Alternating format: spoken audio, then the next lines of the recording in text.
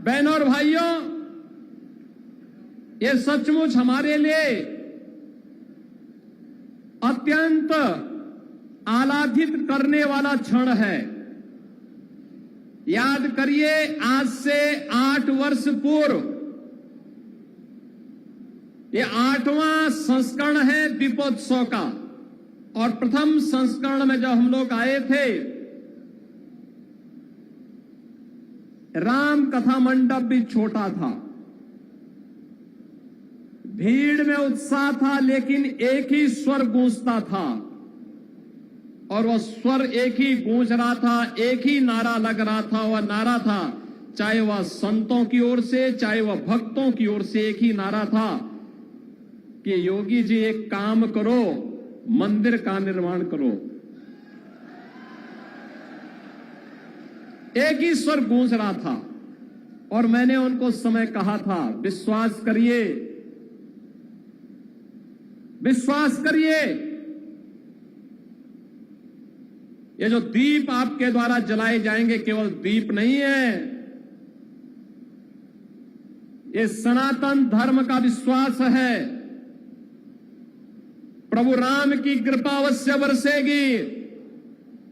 500 वर्षों के बाद वे अपने धराधाम पर अपने काज को प्रारंभ करने के लिए अवश्य कृपा बरसाएंगे। आप कार्य करिए, कृपा भगवान की अपने आप बरसने वाली है, और हम सब आभारी हैं प्रधानमंत्री मोदी जी के, जिनकी दूरदर्शी सोच के कारण 5 अगस्त 2020 को जब दुनिया कोरोना महामारी के सामने पस्त थी, तब भारत के यशस्वी प्रधानमंत्री अयोध्या धाम में आकर के अपनी विरासत के प्रति कृतज्ञता का भाव व्यक्त करने के लिए अयोध्या आकर के उन्होंने राम मंदिर की आधारशिला का कार्यक्रम अपने कर कमलों से संपन्न किया था। और यह वर्ष अयोध्या के लिए अद्भुत है, अनुपम है, अलौकिक है, अद्वितीय है। जब इस वर्ष 22 जनवरी 2024 को अयोध्या धाम में 500 वर्षों का इंतजार समाप्त करके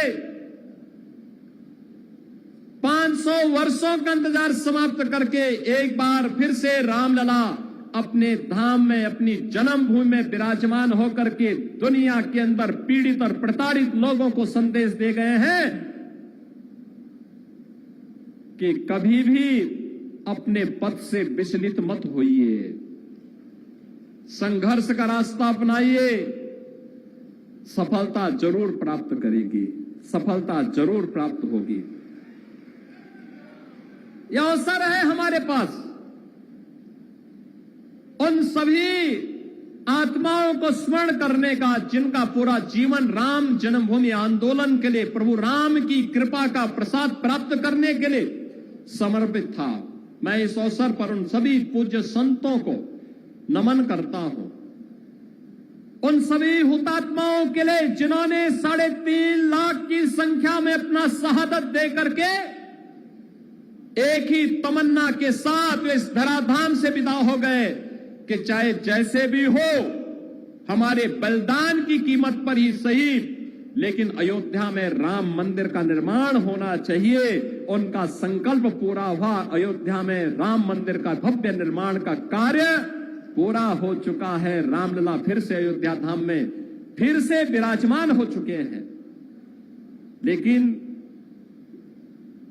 रामलला के विराजमान होने के बाद इस दीपोत्सव का पहला अवसर है। इससे पहले हम लोग बोलते थे और जो कहा सो करके दिखाया भी था। बहनों और भाइयों, ये डबल इंजन की सरकार जो बोलती है वो करके दिखाती है। अकेले अयोध्या धाम के विकास के लिए, जिस अयोध्या में 2017 के पहले बिजली नहीं मिलती थी, यहां की सड़कों की स्थिति, यहां के घाटों की स्थिति, यहां के मठ और मंदिरों की स्थिति, और जिन लोगों ने राम को ही उपेक्षित कर दिया था और जिन लोगों ने भगवान राम के अस्तित्व पर ही प्रश्न खड़ा किए थे, वे केवल भगवान राम के ही अस्तित्व पर प्रश्न नहीं खड़ा कर रहे थे, वे सनातन धर्म के अस्तित्व पर प्रश्न खड़ा करते थे। वे आपके अस्तित्व पर खड़ा करते थे प्रश्न, वे आपकी विरासत पर प्रश्न खड़ा करते थे। लेकिन कितना सदा सहता है हमारी, सदा सहता ही समझो, लेकिन आपकी सदा सहता विरोधी को कायरता नजर नहीं आनी चाहिए। और इसीलिए मैं कहने के लिए आया हूं आपसे आज, आपने 2017 के बाद जो भी कहा वह अयोध्या के अंदर हो करके रहा है। हम लोगों ने कहा था कि आपने कहा था 17 में कहा था, इसी मंच पर उस समय कहा था, पूज्य संतों की उपस्थिति में कहा था कि योगी जी एक काम करो, मंदिर का निर्माण करो। बहनों और भाइयों, मंदिर का निर्माण तो हो गया है, रामलला भी विराजमान हो गए। इसी मंच से मैंने और मेरे सहयोगियों ने भी और आदरणीय प्रधानमंत्री जी ने भी आपको कहा था, अयोध्या को दुनिया की सुंदरतम नगरी बनाएंगे। आज अयोध्या चमक रही है, दुनिया अयोध्या की ओर आ रही है। 31,000 करोड़ रुपए की लागत की परियोजनाएं या तो पूरी हो गई है या जिन पे कार्य युद्ध स्तर पर चल रहा है। और बहनों और भाइयों, इससे भी आगे जाकर के भी इस पे कार्य होने हैं। ये तो एक शुरुआत है, शुरुआत। अयोध्या एक शुरुआत है सनातन धर्म के लिए। विरासत और विकास के प्रधानमंत्री मोदी जी के विजन को जमीनी धरातल पर उतारने के लिए, उस अभियान को वैश्विक मंच तक ले जाने के लिए आज काशी हमारी चमक रही है। भव्य और दिव्य काशी के दर्शन दुनिया कर रही है। आज हमारा अयोध्या धाम जो भी आता है, मैंने 22 जनवरी को दृश्य देखा है, 23 जनवरी को मैंने वह दृश्य देखा है, जब देश भर से आए हुए श्रद्धालु अयोध्या में भगवान राम के मंदिर का दर्शन करते थे। उनके आंखों में खुशी के आंसू थे। कोई पिलर को पकड़ करके आंसू बहाता था और कोई जमीन पे लेट करके भगवान को भी दंडवत करता था, उनके सामने शीश नवाता था, लेकिन अपने अश्रु बहा करके खुशियों को भी उजागर करता था। बहनों और भाइयों, वह सभी दृश्य मैंने अपनी आंखों के सामने अयोध्या के अंदर देखे हैं। और मैंने उन लोगों के भी काले कारनामे देखे हैं जिन्होंने राम भक्तों के लहू से अयोध्या को और सरयू मैया को लहूलुहान किया था। वह दृश्य भी हम लोगों ने अयोध्या के अंदर देखा है। और इसीलिए मैं आपको एहसास कराने के लिए आया हूं आज। हमने जो कहा, ये डबल इंजन की सरकार ने जो कहा था, वह तो करके दिखा दिया। अब अयोध्या की बारी है। अयोध्या को फिर से अपने आप को साबित करने की बारी है। और याद रखना, ये मां सीता की अग्नि परीक्षा बार बार नहीं होनी चाहिए। हमें इस अभिशाप से निकलना ही होगा। अयोध्या को भव्य और दिव्य रूप देना ही होगा। इसके लिए अयोध्या वासियों को एक बार फिर से आगे आना होगा। और इसी के लिए आज हम आपको एहसास कराने के लिए आए हैं। ये जो कार्यक्रम इतनी भव्य रूप में यहां पर आयोजित हो रहे हैं, ये जो स्वरूप है अयोध्या का, ये बदलावा स्वरूप आज दुनिया को अपनी ओर आकर्षित कर रहा है। कोई सोचता था अयोध्या में 4 लेन की सड़कें होंगी, धर्म पथ के नाम पर होंगी, राम पथ के नाम पर होंगी, भक्ति पथ के नाम पर होंगी, जन्म भूमि पथ के नाम पर होंगी। कोई जानता था इतने फ्लाईओवर अयोध्या के अंदर बनेंगे? कोई कभी कल्पना करता था कि अयोध्या, जहां 4 घंटे 5 घंटे बिजली नहीं मिलती थी, जो लोग आपको बिजली के लिए तरसाते थे, सड़ी हुई गर्मी में तरसने के लिए छोड़ देते थे, वे भी आज राम की दुहाई दे रहे हैं। राम जी की पेड़ी में सड़े हुए जल में आपको स्नान करने के लिए मजबूर कर देते थे, वे भी आज अयोध्या आकर के अपना ताल ठोकना चाहते हैं। लेकिन हम लोगों ने तो राम जी की पेड़ी को ऐसा बना दिया, एक तरफ से आज पानी आता है और दूसरी ओर निकल जाता है। ऐसे लगता है जैसे हरिद्वार की राम जी की पेड़ी आज हर जी की पेड़ी बनकर के यहां के भक्तों को तार रही हो। आज अयोध्या को देश की पहली सोलर सिटी बना दिया गया है। और याद करिए, हजारों वर्ष पहले भगवान राम पुष्पक विमान से अयोध्या आए थे और तब से अयोध्या में फिर से विमान नहीं उतर पाया था। बहन और भाइयों, मोदी जी की कृपा से अयोध्या इस अवसाद से मुक्त हुआ। अयोध्या में इंटरनेशनल एयरपोर्ट बना, पूरे देश की कनेक्टिविटी अयोध्या के साथ जुड़ी। जिन लोगों को कार्य नहीं करना था, पहले राम के अस्तित्व पर प्रश्न खड़ा करते थे, उससे पहले राम भक्तों पर गोली चलाते थे, जब एयरपोर्ट का निर्माण कार्य प्रारंभ हुआ तो उन्होंने कहना प्रारंभ कर दिया कि साहब ये किसानों का शोषण हो रहा है। जब यहां पर मंदिर, यहां सड़क के चौड़ीकरण का कार्य प्रारंभ हुआ, उन्होंने कहा साहब व्यापारियों का शोषण हो रहा है।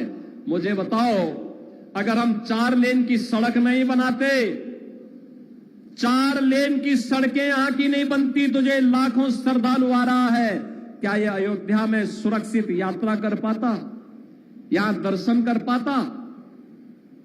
क्या अयोध्या में इतना इंफ्रास्ट्रक्चर आजादी के बाद जिन लोगों ने प्रदेश में और देश में शासन किया, उन्होंने क्या इस प्रकार का इंफ्रास्ट्रक्चर दिया था क्या कि यहां पर लाखों श्रद्धालु आकर के दर्शन कर पाता? एवरेज 1 लाख श्रद्धालु वर्तमान में है और पीक सीजन में यह 5 लाख और कभी कभी 35 लाख तक पहुंचता है। बहनों और भाइयों, यह जो कार्य हुआ है, जिन लोगों को नहीं करना था वे प्रश्न पहले खड़ा करते थे, आपके अस्तित्व के लिए राम भक्तों पर गोलियां चलाते थे। और आज जब विकास हो रहा है तो विकास में किसी प्रकार से बैरियर बनना है, लेकिन अयोध्या को छेड़े बगैर हम लोग इन बैरियर्स को भी हटा रहे हैं। ये बैरियर भी हट रहे हैं, ऐसे ही हट रहे हैं जैसे उत्तर प्रदेश को माफिया से मुक्त करके उत्तर प्रदेश को एक सुरक्षित प्रदेश बनाया गया है। सनातन धर्म के बैरियर को भी, सनातन धर्म के मार्ग के बैरियर भी हटाने हैं।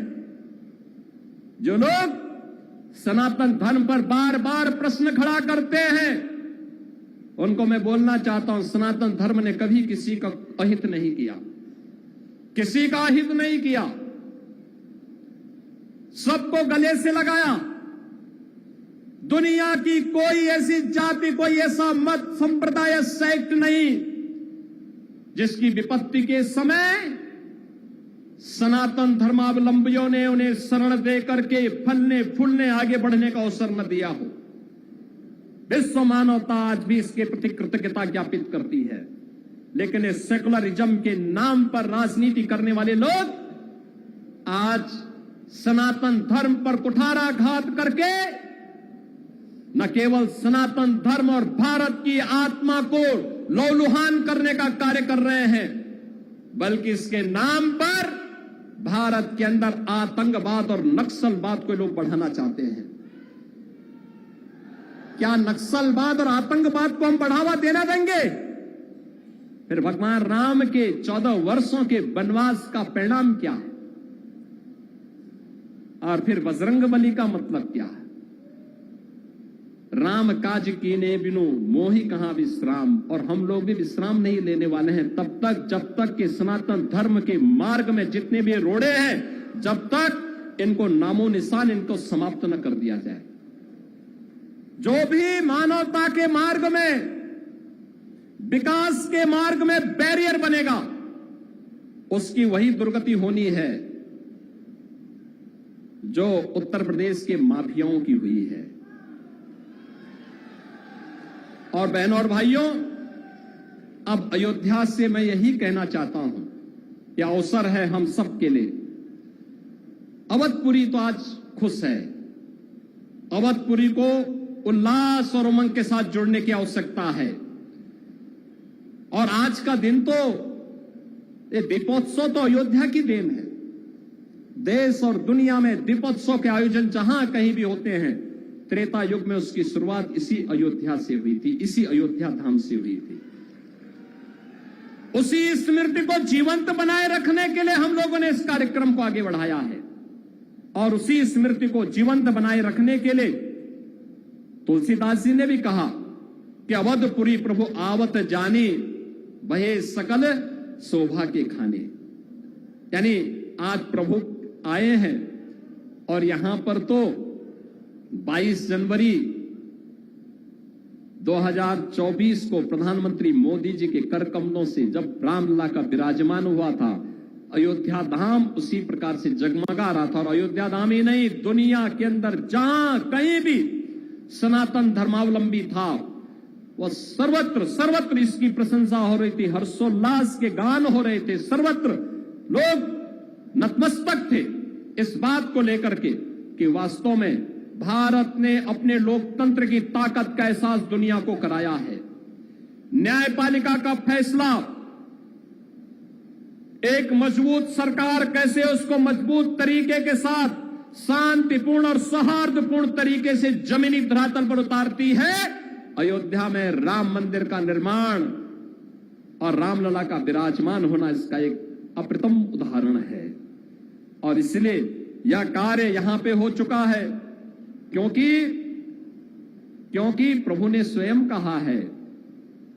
अयोध्या धाम के बारे में तो भगवान राम ने स्वयं कहा है कि यद्यपि सब वैकुंठ बखाना, वेद पुराण विदित जुग जाना, अवधपुरी सम प्रिय नहीं सोहू, यह प्रसंग जानहि को। यानी उन्होंने कहा है कि यद्यपि सबने वैकुंठ की बहुत बड़ाई की है, यह वेद पुराणों में प्रसिद्ध भी है और दुनिया भी इसको जानती है, परंतु अवधपुरी के समान मुझे वह भी प्रिय नहीं, यह बात बिरले ही जानते हैं।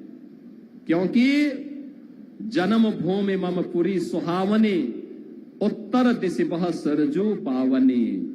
क्योंकि यह सुहावनी पुरी मेरी जन्मभूमि है। आप याद करिए, यह रामायण कहता है, यह हमारा रामचरितमानस कहता है, लेकिन जो लोग राम के अस्तित्व पर प्रश्न खड़ा करते थे, इन जन्मांतों को कभी ये दिखाई नहीं दे रहा था। ये राम के अस्तित्व पर प्रश्न खड़ा करते थे, कहते थे कि क्या अयोध्या में ही राम ने जन्म लिया है। ये प्रश्न खड़ा करते थे। ये प्रश्न केवल राम के लिए नहीं था, इस सनातन धर्म के लिए था, आपके लिए था, आपकी विरासत के लिए था, आपके पूर्वजों के लिए था। और तब भी हम मौन बने रहे। अति प्रिय मोही यहां के बासी, मम धामदा पुरी सुख राशि। बहनों और भाइयों, अब तो रामलला विराजमान हो चुके हैं और मैं आप सबसे आह्वान करूंगा, अब अवसर है प्रभु राम के राम राज्य के अनुसार देश की शासन व्यवस्था का संचालन करना प्रारंभ कर दिया है। आपने देखा होगा, कल ही प्रधानमंत्री मोदी जी ने 70 वर्ष से ऊपर के प्रत्येक बुजुर्ग के लिए 5 लाख रुपए की आयुष्मान भारत की स्वास्थ्य बीमा की व्यवस्था को भी जारी किया है। यानी सबको स्वस्थ रखने के लिए मुफ्त में 5 लाख का एक कार्ड हर 70 वर्ष से ऊपर के बुजुर्ग को प्राप्त हो जाएगा। वे कहीं भी पैनल हॉस्पिटल में जाकर के अपना उपचार करा सकता है। आप अनुमान करिए कि 2014 के बाद से कितना परिवर्तन हुआ। 4 करोड़ गरीबों के मकान बन गए, 12 करोड़ गरीबों के घर में शौचालय बन गए, 10 करोड़ गरीबों के घर में एक एक रसोई गैस का सिलेंडर मिल गया, 50 करोड़ लोगों को प्रतिवर्ष 5 लाख रुपए का स्वास्थ्य बीमा का कवर मिल रहा है। 80 करोड़ लोग कोरोना कालखंड में फ्री में राशन की सुविधा का लाभ जो प्रदान हुआ था वह आज भी जारी है। आज भी फ्री में राशन सबको बिना भेदभाव के मिल रहा है। कोई भेदभाव तो मोदी जी के स्तर पर नहीं हुआ, न जाति के नाम पर, न मत के नाम पर, न मजहब के नाम पर, न क्षेत्र के नाम पर, न भाषा के नाम पर। कोई भेदभाव किसी के साथ नहीं हुआ।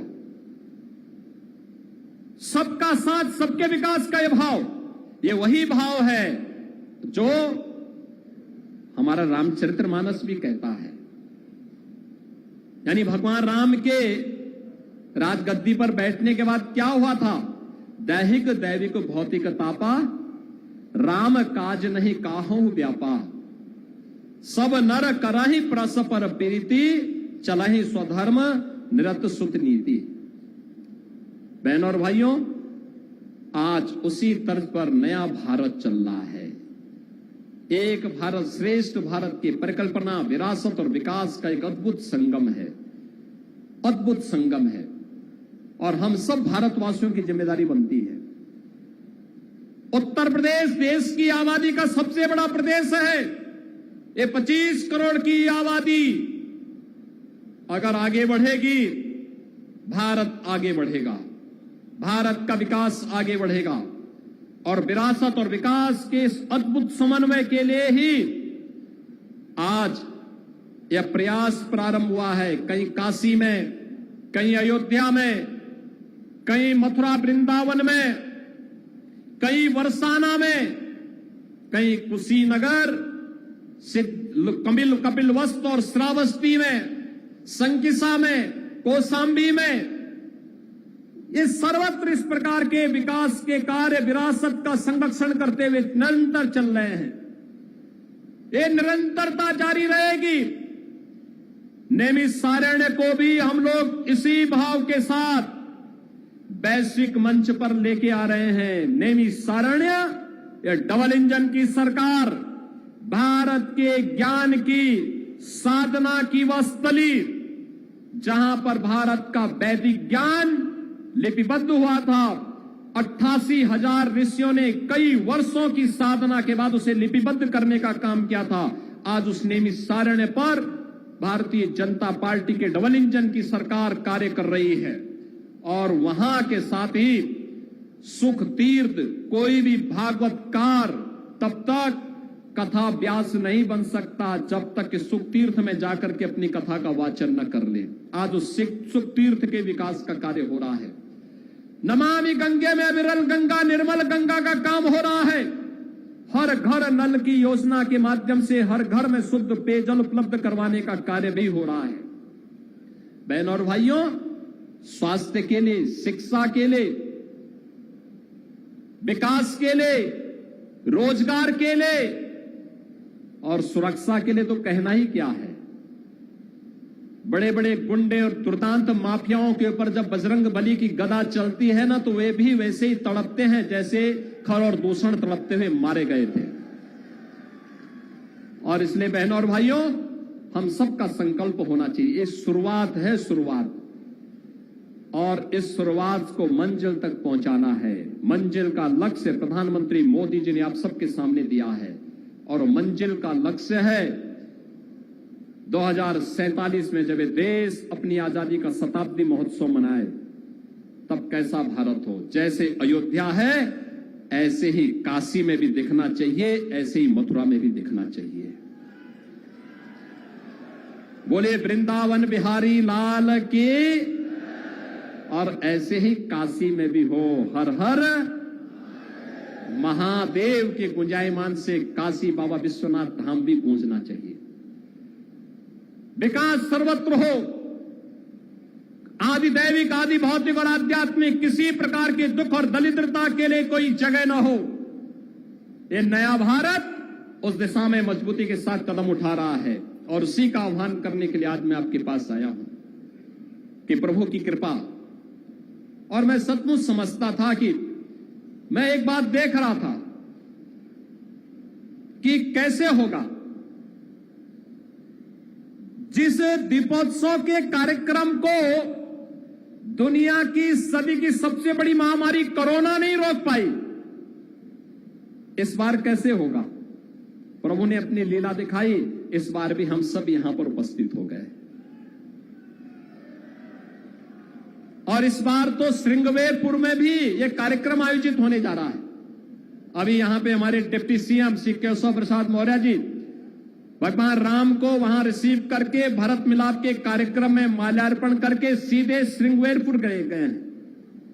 श्रृंगवेरपुर में भगवान राम और निषाद राज के मैत्री का मिलन का संगम स्थल, यहां का जो हमारा रेल बसेरा बन रहा है वह निषाद राज के ही नाम पर बन रहा है, बन करके तैयार हो चुका है और एयरपोर्ट का नामकरण महर्षि वाल्मीकि के नाम पर हो चुका है। पहले ही महर्षि वाल्मीकि के प्रति कृतज्ञता ज्ञापित की गई। बहनों और भाइयों, 2025 का वर्ष हमारे लिए महत्वपूर्ण है।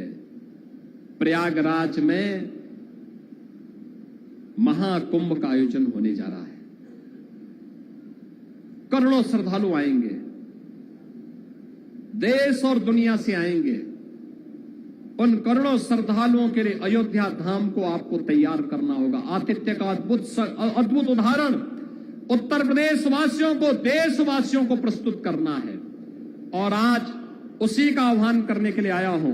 मैं आपको आश्वस्त करना चाहता हूं इस बात के लिए, विरासत और विकास का जो कार्यक्रम प्रधानमंत्री मोदी जी के नेतृत्व में प्रारंभ हुआ है, यह उत्तर प्रदेश में रुकने नहीं पाएगा, डिगने नहीं पाएगा।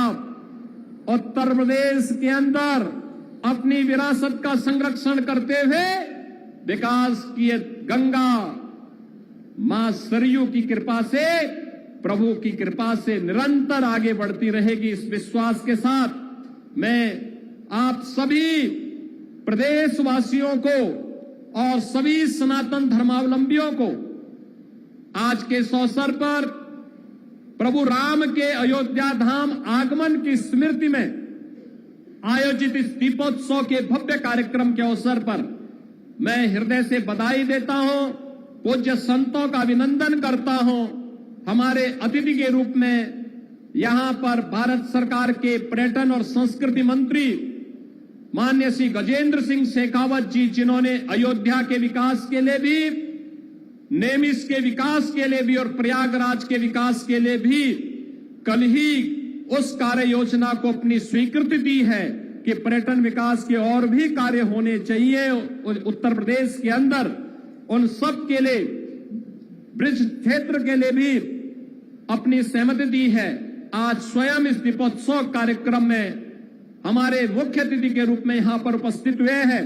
मैं उनका, आप सभी श्रद्धालु जनों का हृदय से अभिनंदन करता हूं।